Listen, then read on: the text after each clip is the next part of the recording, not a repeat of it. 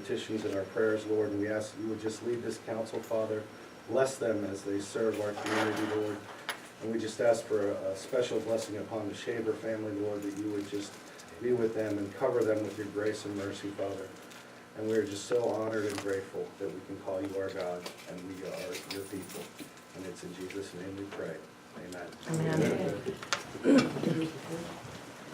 Pledge allegiance To the flag of the United States of America and to the republic for which it stands, one nation, under God, indivisible, with liberty and justice for all.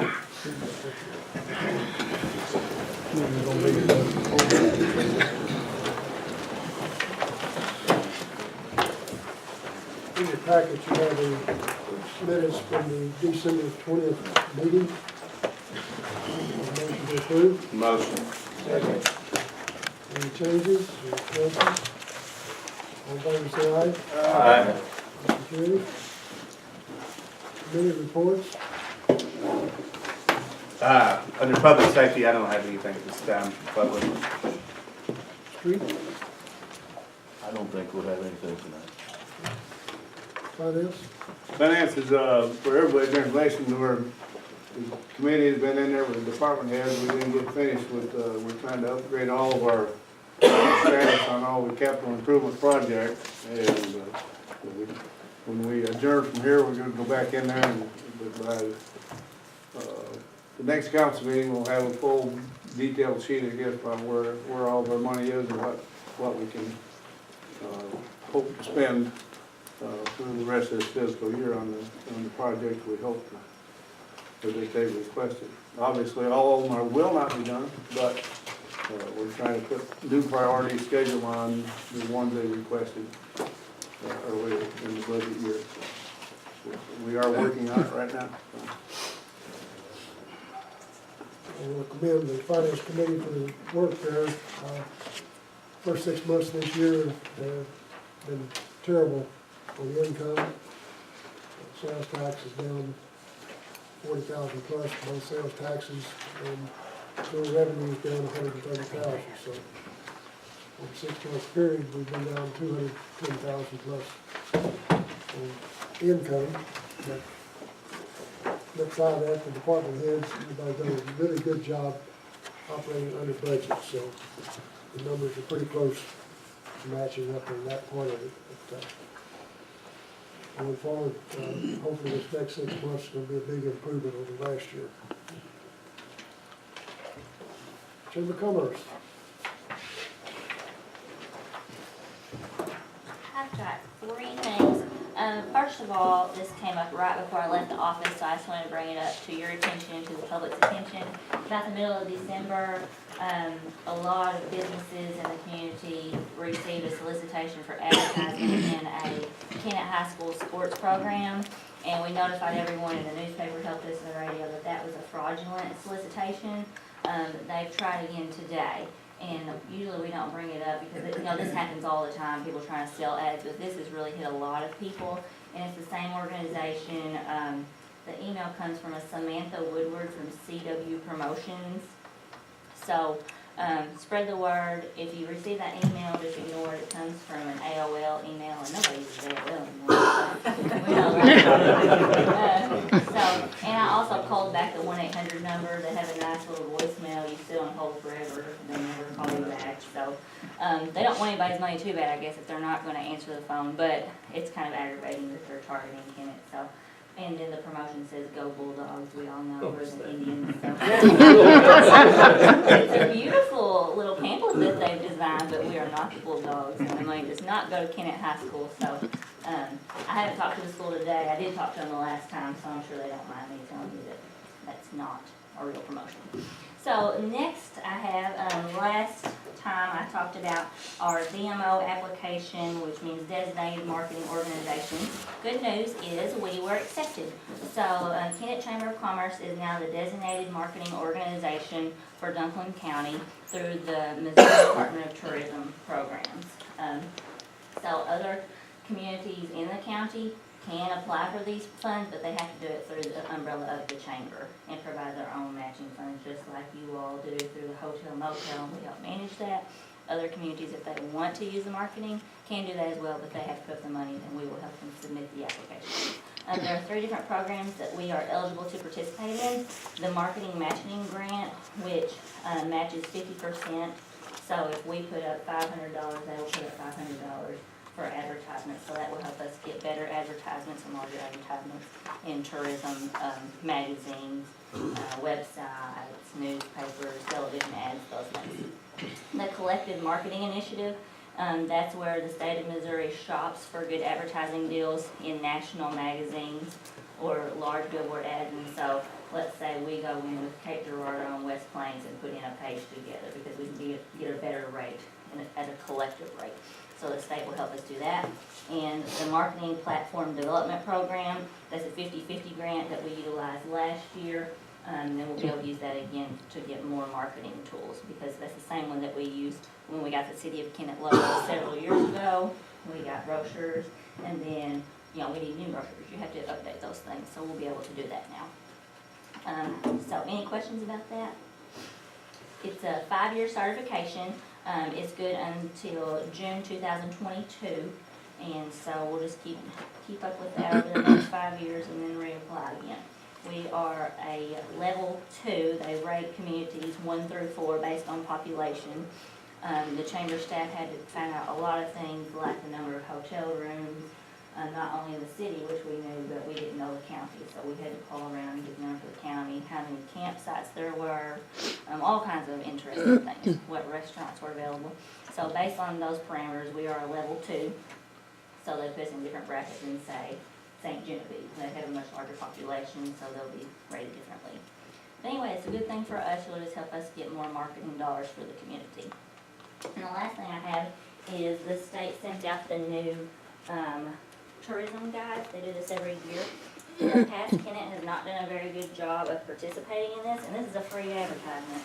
So the chamber staff, this is what we spend our time doing, try to get in as many publications as possible. And Kennett is featured several times in this magazine. Right on pages 98 to 105, it lists our different lodging options, our campsites, like 84 West Hotel has camping, and the Delta Fairgrounds is listed, and how to get a hold of these people if people want to do that. And it also talks about restaurants, our hunting and fishing guide services, all kinds of things that people would need to know if they are going to stay. So these are distributed all throughout the state at the local travel centers, and then at chambers of commerce like us and CDD. So we have them available. This is something that we include in our newcomer guide or information packets if someone is looking for information about Kennett. But also has just information all about all over the state. And it lists things like, our Dutton County Museum, Mutual Pharmacy Museum, our conservation areas. Everything you would need to know about a trip to Missouri should be in there. Do you have any questions for me? I'm good. All right, thank you. Thank you so much. I believe through the resource committee, everything's going okay. I have not heard anything negative about the employee handbook or anything, so that was my main concern. Good deal. You have one before you go out. I'm sure. Department reports, Street. You know, it's a new year, 2017, we're only halfway through our fiscal year, but I'd like to discuss with you a couple of things that we have gotten accomplished. We reported to you earlier that because of the decrease in the price of asphalt, we were able to work on more streets this year than we had really planned on, and we worked in excess of 60 streets. Mr. Weatherwax, we're not complete doing, as I promised you on the street signs. I told you that we would hope to do that in 2 to 3 years, and this is running up the 3rd year. But we have put up more than 520 breakaway posts and anchors. There are a few of those that were just stop sign replacements, okay? But most of them are street signs. We're in the general area, like the southwest quadrant. and a few other places like Washington because of all the fiber optic and stuff. But we're in the neighborhood of South Main and South Jackson, south of St. Francis, working southwest. So we still do have a ways to go, but we have gotten quite a few of them put up. As long as we're making progress, I'm good. We're about 90% complete on the new building at the street department. And thanks to a lot of help from city employees, say like Gas and Water and Victor Mode especially, I'm projecting that we're gonna come in probably for that building under $40 a square foot. Using, not having paid prevailing wage and using city labor for a lot of it. The STP project for Washington and Kennett Street has been approved. We're just waiting on those plans to be finalized at the engineer's office so they can be submitted to MoDOT for approval. The mowing of the ditches has not started in a big way, but it has started. There's some work being done on the west end of town. They even worked New Year's Day out there, so things have started on that. The compost has had another good year. Calendar year 2016, we had almost 4,000 loads brought into your compost facility out there for limbs and leaves. That does not count the dumpster. But that's a pretty good show of people driving out of town approximately 3 miles, from whatever point to go out there to take the things out there. And we're almost done with the GPS location of the storm drains. We like just a few, and we've got a lot of what was been done. We've got on map, and we're going to be going over that and trying to find one here and one there that we missed, or some behind locked gates and in private yards that we weren't able to get in contact with the people before we went in, and then we've still just got a few more to do. So, on the other side, I'd like to remind you that we're almost into our 3rd year of having 3rd Street closed. We've not made any progress on trying to fund repairing on 3rd Street. The stormwater plan, as you all know, is starting, and it's not just the street department, it's not just Victor, it's not just John, it's all of us. We've got a tremendous amount of work to do into the stormwater plan. Mr. Weaver, I think you had more of your eyes opened on visiting Cape on that, I believe. Right. St. Francis project, and then it's not, I hate to say a whole lot at this time, Mr. Reiser, you might be able to help me, but I believe the price on the roll-off at the compost is going up substantially, and we're going to have to revisit that on whether or not we're going to keep it out there and subsidize each one of the roll-offs out there a substantial amount, raise the fees quite a bit. So it's been quite successful while it's been there, but I think that's something that's going to have to be addressed. Have we increased the fee? We increased the fees very slightly, basically for large items, mattresses, couches, things like that take up a tremendous amount of room, and really you can't compact them much at all. So that's, but no, we haven't, overall we haven't increased it at all. So. We can look at it from the financial side of the financial committee and look at it and say, okay, where's the dividing point? If it's costing us $300 for each dump and we're only taking in $100, then we definitely would need to make some But when the new changes. fee comes in, it's going to be about $150 subsidy for each roll-off, probably, in that neighborhood. Okay, so maybe when we get back in finance meeting, we maybe want to look at it as an item also. I mentioned that the work has started on the mowing the ditches and stuff, but I'd like to remind you all too that Duncan County Drainage District Number 2 does collect taxes from several businesses here in the city of Kennett, including the city of Kennett, pays taxes to the drainage district on ditches. Didn't have a complaint, but had an issue, and it was talk of part of the area of your ward out there on South Linden Circle with the drains the other night. We got some debris in the drain coming out of Linden Circle where it goes down to Butler. Remind everybody that all of Linden Circle, all of Garbage Station, all of another subdivision only has one point where all the water leaves. All of Linden Circle runs to the southwest corner, the whole subdivision, except for just a little bit out on, it goes on out on Avenue A. That storm drain down there is a 12-inch pipe leaving that area. So even, you know, even when it's running good and clean, it takes a long time for it to go down in that area. Like I said, well, there was some debris in the storm drain, and we were able to get it out. But the Argus addition basically all drains to the southeast corner of it. Westgate's the other addition that basically drains all up to around Judge Maurer's house. So, I mean, there are other places, but there's a tremendous amount of water going to certain points. Saved, when they built the subdivisions, it saved them money putting in a drainage system by just building the whole thing up and sloping all the streets in one direction. So we have gotten some work done on that. But again, when we have a large rain, you all look around now, there's an awful lot of leaves on the ground. We've spent a lot of time the last 2.5 weeks cleaning storm drains off. And I mean, you know, it's not the time of year people want to get out and rake their yards, but a lot of them end up in the streets. I've been known on several occasions to put on my muck boots and get my rake to go out there and open that drain. You got drain by your house, don't you? Yeah. Thank you. We'll put you down for smoke time, okay? Talking about that, the last point I'd like to leave with you.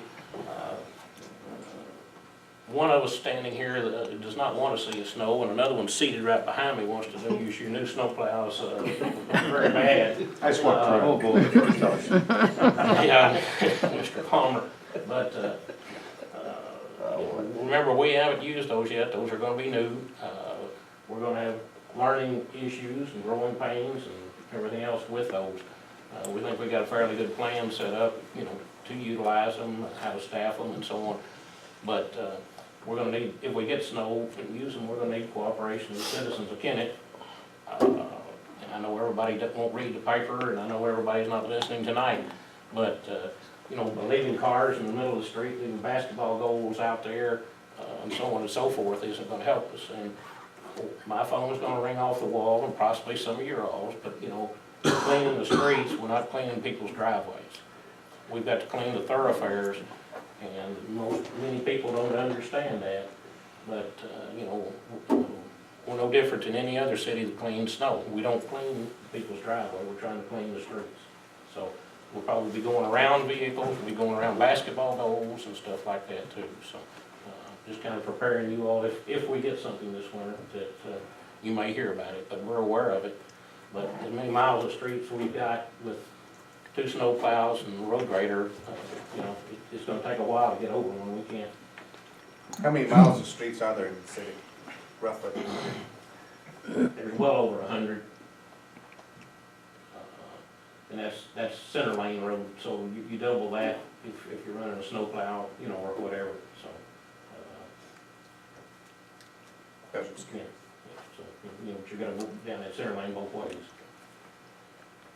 Which actually that does lead us to maybe the recommendation to come later on, emergency snow routes, things like that, that would require people to not park on those streets, especially in situations like that. And if they did park, then they would be towed off at their expense, because the whole idea is to make the city move.